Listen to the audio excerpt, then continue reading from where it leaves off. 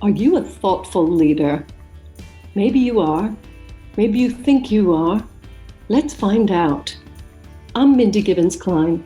I'm author of The Thoughtful Leader and host of the Thoughtful Leader podcast. Thoughtful leadership is all about thought leadership that goes above and beyond. Thought leadership that is truly new and original, exciting, disruptive, maybe even groundbreaking. Because let's face it, we need to raise the bar.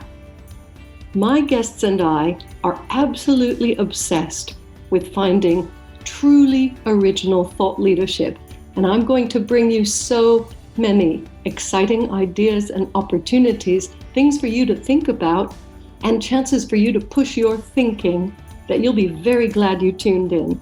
So thanks so much for checking out Thoughtful Leadership and the Thoughtful Leader podcast. I look forward to connecting with you very, very soon. Hello, friends. Let's talk about one of my favorite subjects, books. So as you can see, I have this background now. I don't know why the different backgrounds come up. Obviously, if you're listening to the podcast, you can't see anything, but it says The Book Midwife at the bottom right. And I'm really proud of The Book Midwife because I love books and I love reading books. And when I wrote my first book, that was a major achievement. And I want to have a chat with you about it. Now, The Book Midwife is nearly 20 years old. We'll be celebrating at the end of the year, 2022. And I think there's a lot that people don't understand about it because writing a book has become a little bit of a trendy exercise. It's become one of those things like a checklist item. So not a bucket list, but a checklist, which, or a laundry list, which doesn't always seem that exciting or motivational. And I want to chat with you about what I think is the best reason for writing and publishing a book. I'm biased, of course, and I have worked with hundreds of authors on over 1,000 books in those 20 years. And there are many, many reasons to write. And there are many reasons not to write a book.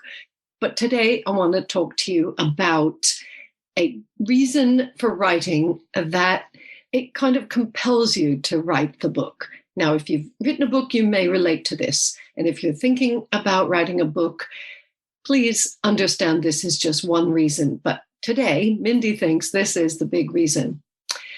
And that reason is when something has happened to you to make you feel like you just have to tell that story. You must get it out. You must share. In a way, it can be cathartic. It can be part of your healing.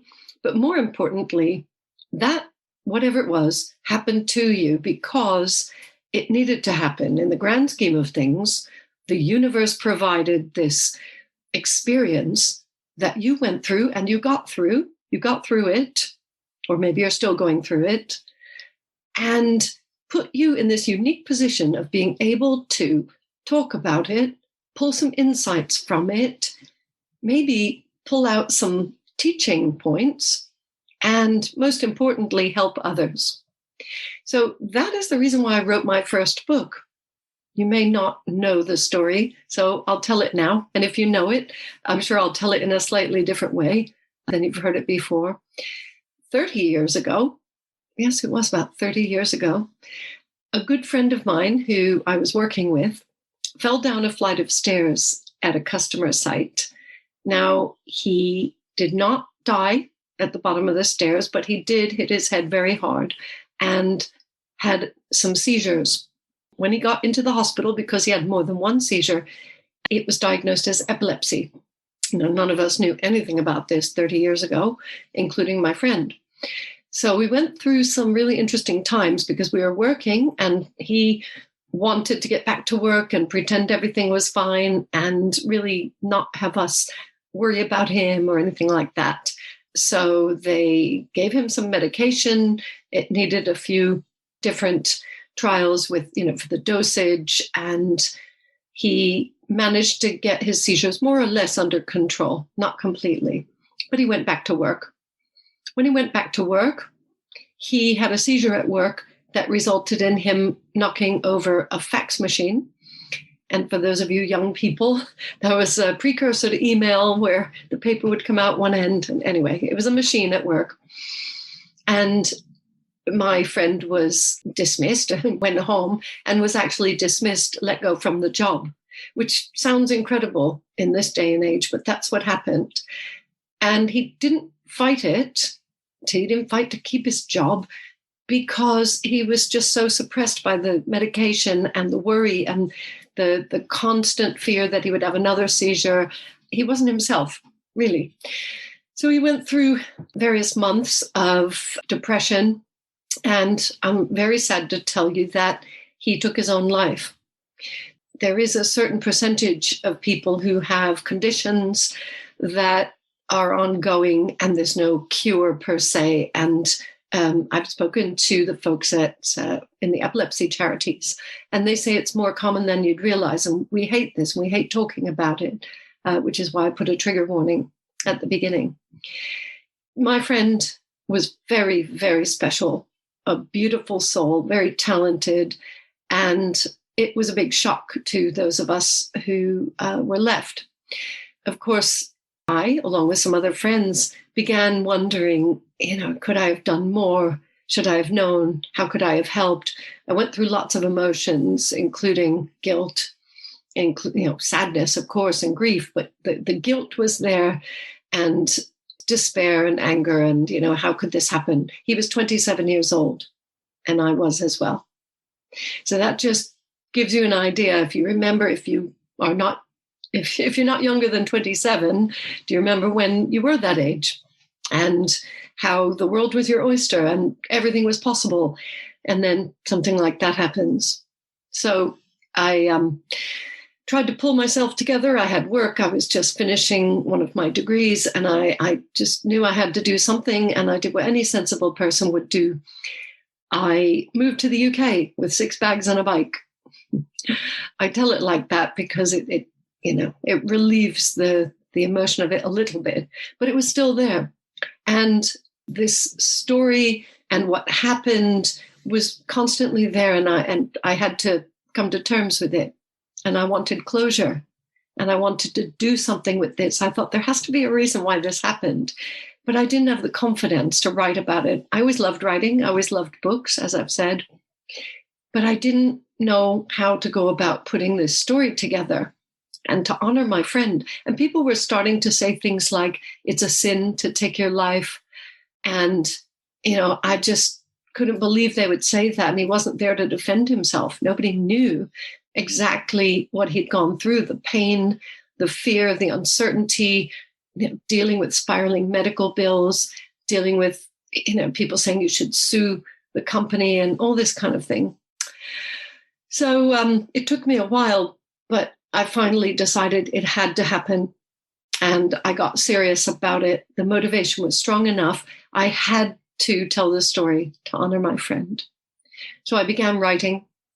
And this part of the story I will keep quite short because it went on for 10 years. 10 years of writing a bit, leaving it for a bit, writing a bit more, doubting a bit, giving up, and then maybe starting again, getting some feedback from so-called helpful people, getting knocked back, submitting it here and there, getting knocked back, getting rejections. I had over 100 rejections, by the way. I did. I submitted it everywhere. I just wanted to see it published by the time I finally finished it. And it just wasn't happening. So the whole journey did take 10 years. Well, anyway, it did get published. Of course, you can't see it here if you're watching the video. It's called A Dance in the Desert. And what I'll do is I will put the link in here for you in the comments or somewhere in the show notes, because we want people who have a story to tell to have the confidence to do it. But not only that, don't take 10 years to do it. If there's a strong reason to write your book, get help, get on a program of some kind. So our sister company, The Book Midwife, is there for that exact reason.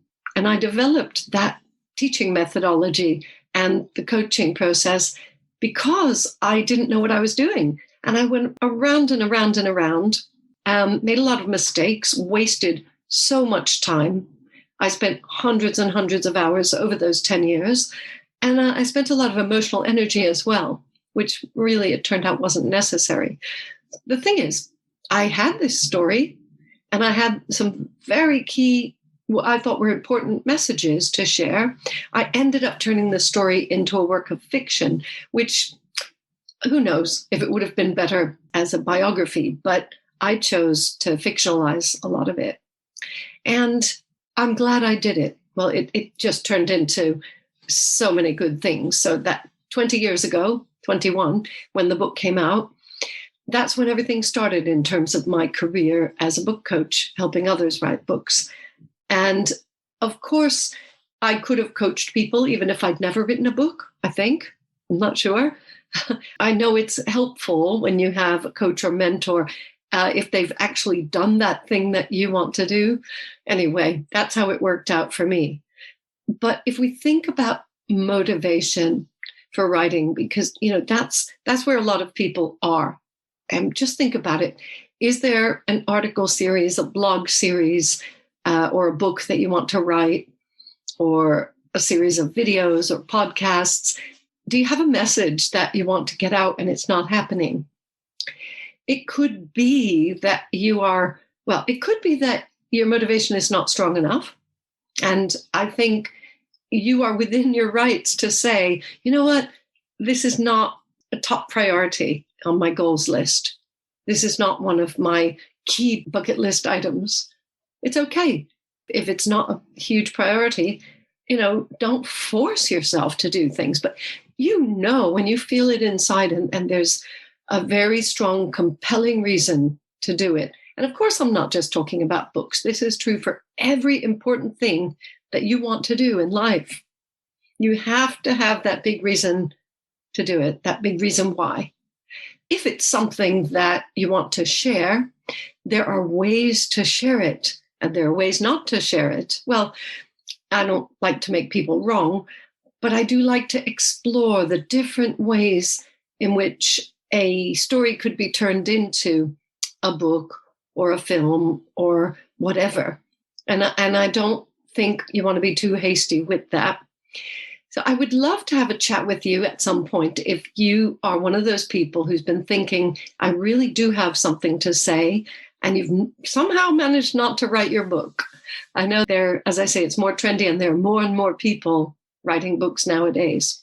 And in the early days, I do remember when I started the book Midwife, and I was saying to people, you can write your book. You should write a book. Write your book. And they were thinking, why? Why would I write a book? And it was very strange to me because I just knew I had to do it. But that wasn't for everyone. And then certainly the idea of getting help with a book, that was rather new as well. I'm very glad that I set off on this journey. And you know what? I'm actually glad that I had those 10 years to learn the hard way, to have all the knocks, to get more determined, because it would have been very easy for me to say, forget it. I've tried, and this is, how much rejection can someone take? Well, over 100 rejection letters, as it turns out. Maybe there would have been more, but I found a way to publish it with a very helpful publisher and got it into print. And as I say, the rest is history. So what about you? What are you thinking about? You're kind of on the edge, but you don't know where to start. You don't know if you have enough motivation. You don't really know how it will turn out. Well, I'll tell you one thing. None of us knows how it will turn out. So if you're waiting to know exactly how it's going to turn out to start, you'll never start. But all the other things, all the other concerns about the motivation, it's either strong enough or it's not. And my advice to you today is don't beat yourself up. Don't kick yourself if you don't feel that level of motivation that you feel you should feel. Should is a very, very dangerous word. And when it comes to writing a book, a personal book about your personal experiences and stories, insights, there is no should about it, because Nobody is saying you have to do it, I don't think. If you've signed a contract with a publisher, that's slightly different because you're under contract. But if you haven't done that, it's up to you.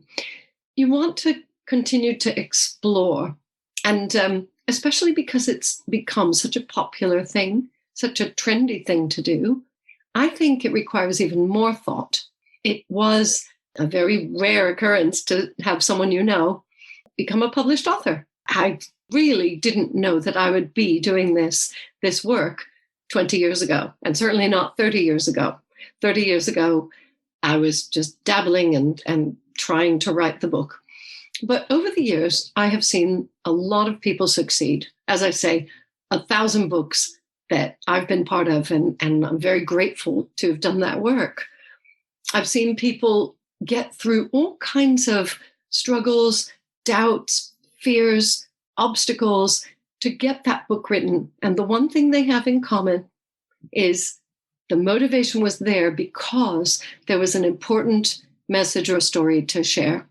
That's been the case every time. And I've met people who have started writing a book and quit, even on my programs.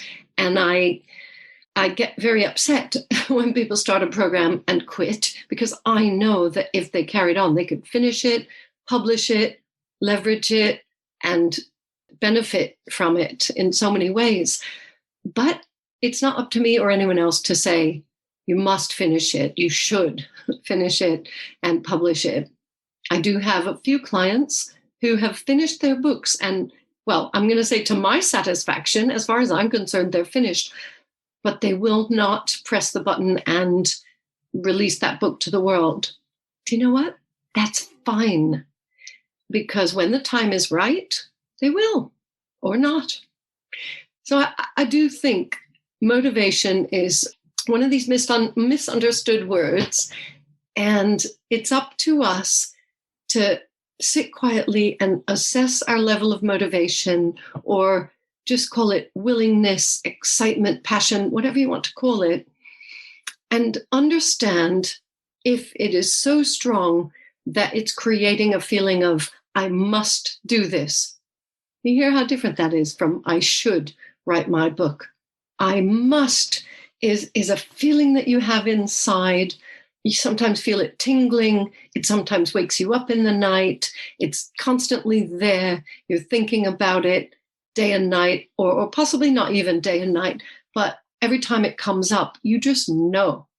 You know in your heart that there's something important that you want to write about, something important that you have to teach or to share. So that is the only thing that you really need to consider. All the rest will fall into place, I promise. If you have a program of some kind, a structure, a mentor, all of the above, you will be able to write a great book and get great results with it. You must come with a certain level of motivation and, of course, the kernel of that story or message that you want to share. But that's it. The message and the motivation together will make it happen.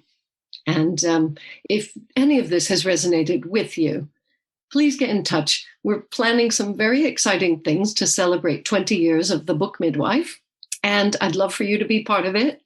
Our clients will be part of it. We have so many things planned. So I'm not going to take up too many episodes talking about it, but it suddenly occurred to me that it's on one of our backgrounds. And I promise if you're just listening to the audio, it is showing, the logo is showing. And the reason why I love it is, of course, it's a cute little metaphor. You have a book inside. You want the midwife to pull it out. I'm very, very proud of this brand that we trademarked, I think 12 years ago, more, 15 years ago.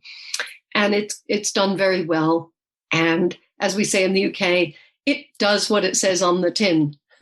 That's what we do, pull the book out, but only when there is a message and the motivation. So good luck with everything you're doing. If it includes a book, fantastic. If you're just deciding, should you write a book? Not should you. Do you want to? Let's have a chat. And thank you so much for being a listener of this podcast. We have lots of diverse topics on the podcast. Hopefully they all string together for you in some way that helps you in your business, in your life, and just makes you think about things, because that's what thoughtful leaders like to do. So enjoy your thinking, and we'll catch up again soon. Take care. I hope you've enjoyed this episode of The Thoughtful Leader, and I hope it's inspired you to be more thoughtful as a leader in your business. Please consider subscribing and leaving a review. An important question for you. Do you want to create a culture of thought leadership in your organization? My best-selling book, The Thoughtful Leader, is available now on Amazon and many other sites in paperback, ebook, and audiobook formats. Please visit www.mindygk.com for more great content. That's www.mindygk.com. Speak to you again soon.